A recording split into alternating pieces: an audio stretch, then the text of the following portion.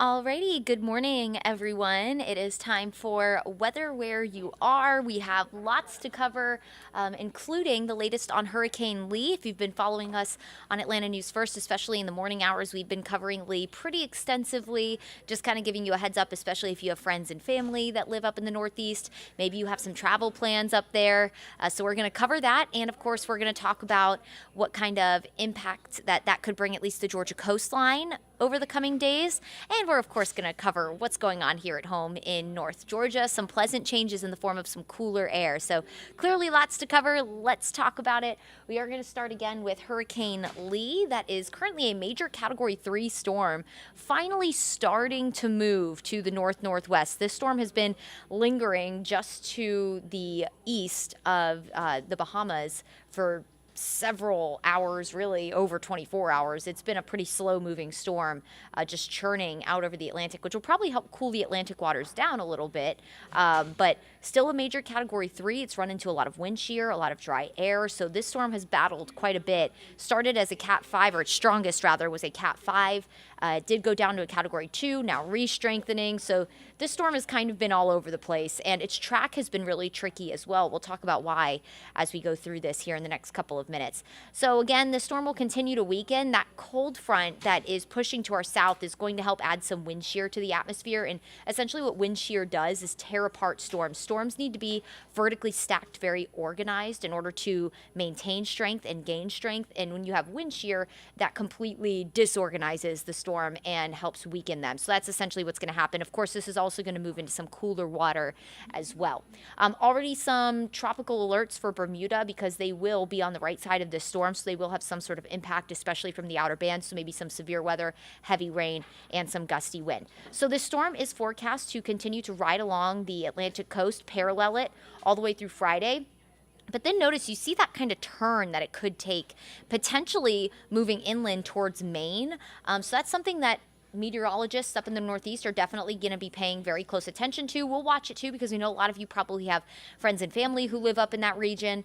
Maybe again you have travel plans up there, and with it being the weekend, my first thought was up towards Cape Cod and Boston and Maine. That is such a popular wedding destination. I'm sure that every single bride that is getting married up in the Northeast this weekend is probably just crossing their fingers and toes right now. But again, this weekend, this storm could potentially start to wobble to the left, which could maybe make this storm make a landfall in the far Northeast. But places from Long Island, New York, through Boston, through parts of Connecticut, they are going to get the outer rain bands of this storm. So they will get heavy rain and more than likely some gusty wind, as it is going to approach the Boston and New England area as a Cat 1 hurricane. So something we'll be watching. Let's take you through what the models have to say. So we are going to have our front that is currently to our south that brought us some of the rain this morning and will continue to keep us here at home a little unsettled.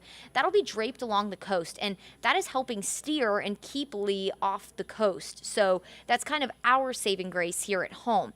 However, as it continues to move north and that front kind of fizzles apart, notice it could take that wobble inland, bringing rain again anywhere from Long Island up to Boston, into New England, into Maine, and it could make a landfall either in far northeast Maine or could make landfall in Canada. There's still some question on that, but regardless, models have been consistent that this will bring some heavy rain and also some gusty wind to the northeast. Now, how this could impact us here in Georgia is in the form of high rip current. So around an area of low pressure, which is what a hurricane is, it's an area of low pressure, wind flows counterclockwise. And what that's going to do is bring the wind direction offshore, which creates a higher rip current risk. So if you have family or friends who live in Savannah, Tybee Island, they live plans over the next few days to go on vacation there.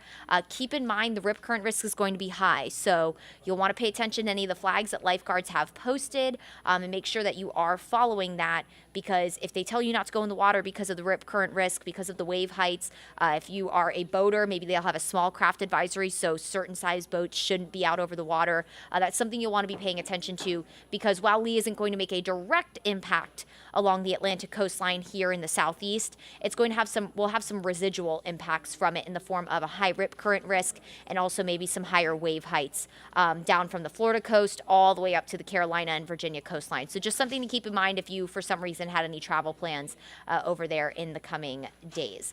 Let's talk about what's going on here at home. So I've been talking about that cold front. That is currently to our south, this 30 here. But regardless, this front, whether you're watching it now at 11:30 or if you're watching this a little bit later, this front's going to be a very slow mover, so really not much progress is going to happen within the next couple of hours on where that front's going to go. But it will help spark up some more showers and thunderstorms this afternoon and evening. That front essentially adds a little extra lift to the atmosphere. So it will help spark showers and thunderstorms, especially from Atlanta southward. I think middle Georgia down towards Macon will have a more higher coverage of rain through the afternoon and evening. We'll keep our coverage at about 30%. But for those of you headed home from work a little later today, maybe some of the kids have some after-school activities or sport games, just keep in mind some showers and thunderstorms could start to redevelop later tonight, could carry some heavy rain and some frequent lightning potentially. I do think our instability, so the fuel for storms, is going to be a little lower. The closer to that front you are, that front will have its own form of energy just being a cold front itself. So the closer to that front you are, so south of Atlanta is where I think we'll have most of the thunderstorm activity. No severe weather expected today. Take a look at the temperatures as we head into the evening tonight. Low to mid 70s for most of our suburbs. From Atlanta southward, I think we'll generally be in the mid 80s this afternoon. But if you're north of the city, that cooler air is going to start to usher in even some of that drier air. The humidity will drop slightly if you're north of the city through the evening tonight into tomorrow morning. So it'll actually feel really comfortable, and that'll keep temperatures generally in the low 80s, upper 70s, in fact, if you're in the higher elevations of the mountains tonight. Could have a few lingering showers into the evening and overnight again along that front. Unlike most summer-like days that we have when we have all of our activity quiet down through the overnight. Again, that front kind of traps in moisture, serves as its own fuel, serves as its own lift. So when you have a front that is stalled to the south, that could keep a rain chance into the overnight, which could maybe lead to some fog south of the city tomorrow morning.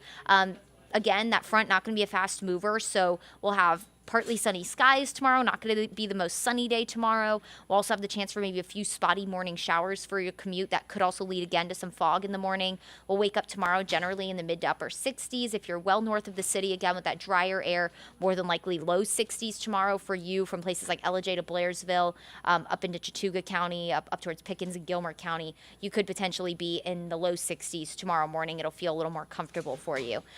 We'll keep the chance for just kind of on and off light showers through the morning, and we'll have the chance for some thunderstorms to linger into the afternoon hours tomorrow, especially south of the city, closer to that front. But for the most part, tomorrow's activity will be rain, not necessarily thunderstorm activity, with the cloud cover, the cooler temperatures, some of that slightly drier air filtering in.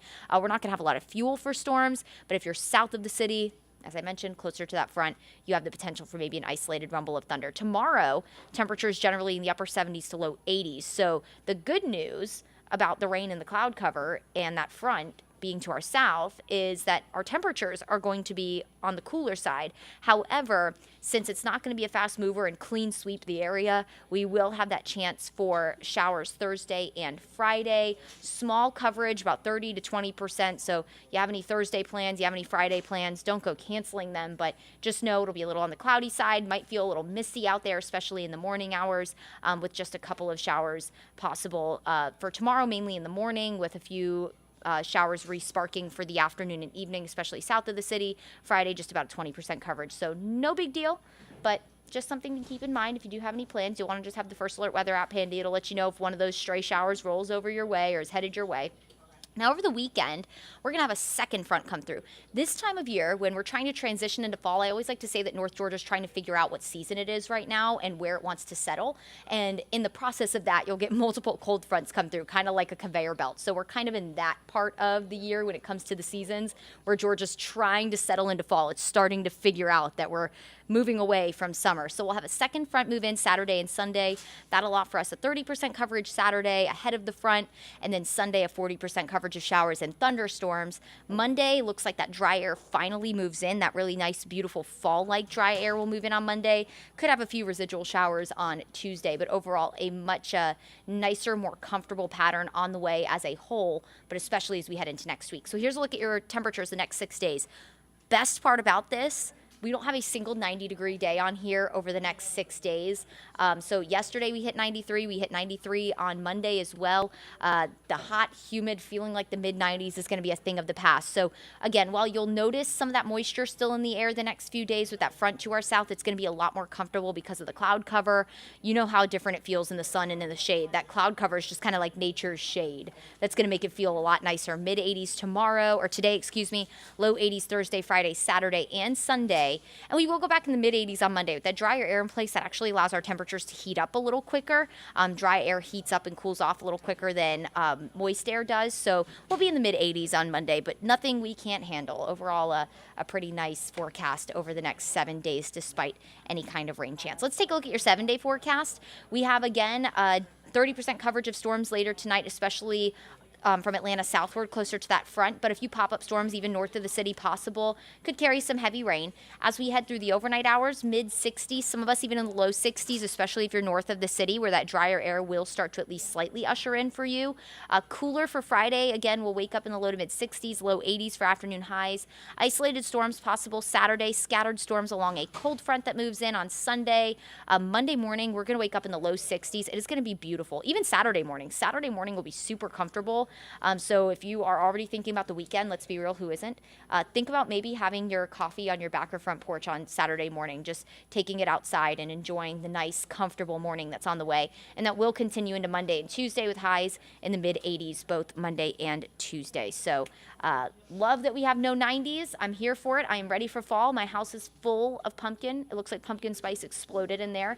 So the weather is finally starting to cooperate with that. And of course, we'll continue to track Lee and the tropics. Hurricane season is not over just yet. The peak of hurricane season was on Sunday, so now we're kind of on the downward fall, but that doesn't mean that we aren't going to be watching the tropics. We do have one disturbance currently pushing off the coast of Africa. It doesn't look like it's going to bother us, but just know that the Atlantic Basin is still active, so we'll be keeping an eye on that as well.